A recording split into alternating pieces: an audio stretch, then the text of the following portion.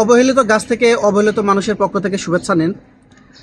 একটা খবর শুনে মনটা খুব খারাপ লাগলো। সেটা হচ্ছে চানগাঁও ক্যাম্পের ভেতর থেকে র্যাব সদস্যের গুলিবিদ্ধ লাশ উদ্ধার। সে শুধু র্যাব সদস্য না, সে একজন বিশেষ কর্মকর্তা এবং বড় একটি সে কর্মকর্তা। তার মনে হয় না তার দুঃখ আছে, তার ক্যারিয়ারে সে সফল। সে আত্মহত্যা করছে। সে চিঠি লিখছে, সে চিঠিতে লিখছে, আমার মৃত্যুর জন্য বউ বা মা কেউ দায়ী নয়, আমি দায়ী। কাউকে ভালো রাখতে পারলাম না। বউ যেন সব স্বর্ণ নিয়ে যায়, মা যেন টাকা পয়সা নিয়ে যায়। দুই ভাইয়ের উপর মায়ের দায়িত্ব দিয়ে তিনি একটা ছোট একটা সিরকুট লিখে সে আত্মহত্যা করছে। নিজের মাথায় সে নিজে ফায়ার করছে। তো এখন আমার দুঃখ কথা হচ্ছে, আসলে পুরুষ খাটে কার জন্য? নিশ্চয়ই তার ফ্যামিলির জন্য। একটি পুরুষ সে যখন ইনকাম করে, সে যখন টাকা রোজগার করে, তখন সে কিন্তু শুধু নিজের জন্য করে না। সে যদি চুরি করে, ছিনতাই করে, সে যদি পরিশ্রম করে, যেভাবে কর্ম করে পুরুষ কিন্তু নিজের জন্য কখনো কিছু করে না।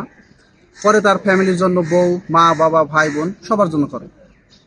তো আমার কথা হচ্ছে, একটা মানুষ কতটুকু ডিপ্রেশনে ভুগলে সে নিজে আত্মহত্যা করে, নিজের মাথায় সে নিজে গুলি চালাতে বাধ্য হয়। সে নিশ্চয়ই তার ফ্যামিলির দ্বারা, বাবা, মা, ভাই, বোন কিংবা বউ, যে কোনো একজনের দ্বারা হয়তো সে ডিপ্রেশনে ভুগতেছে। জন্যই সে মনের আক্ষেপে লিখছে যে বউকে স্বর্ণগুলা দিয়ে দিবা, মাকে টাকাগুলা দিয়ে দিবা। তার মানে কি, এখানে শুধু বউ এবং মা এ কথাটাই আসছে, ভাইদের দেখে রাখতে বলছে। তো আমার একটা অনুরোধ সবার জন্য, যে পুরুষ কিন্তু নিজের জন্য কিছুই করে না।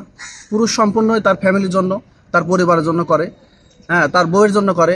আসলে ছোটোখাটো ভুল ত্রুটি নিয়ে পুরুষ ভুল আসলে সবারই হয়। সাধারণত সব মানুষই ভুল করে, আমাদের সবারই ভুল হয়। একজন মানুষ ভুল করতে পারে বলেই নয় যে তাকে অবহেলিত করতে হবে, তাকে বিভিন্ন ধরনের কথা বলতে হবে। সে কিন্তু মানুষ।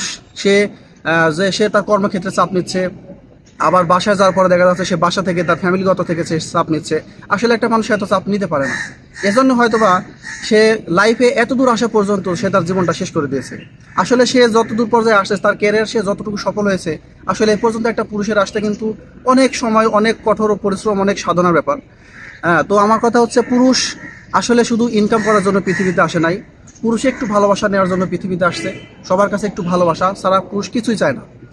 কারণ পুরুষ তার ফ্যামিলির কাছ থেকে কিচ্ছুই চায় না, জাস্ট একটু মানসিক শান্তি।